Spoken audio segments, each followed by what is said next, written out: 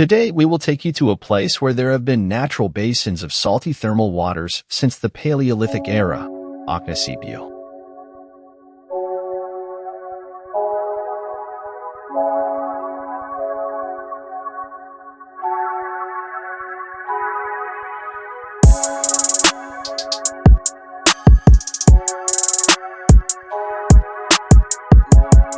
In fact, the testimonies of the activity of people in these lands date from that age.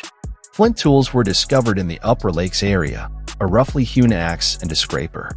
Also during the Roman period at Ocna Sibiul, we find the traces of a flourishing economic, social, and cultural life. Today, the lakes of Ocna Sibiu are among the most popular spa tourist resorts in all of Romania. They are located 15 kilometers from the city of Sibiu. Access is very easy, being possible by car, train, or bus. Some of the numerous lakes have been declared monuments of nature. If you are traveling in these areas, we strongly suggest you to stop for a thermal relaxation break.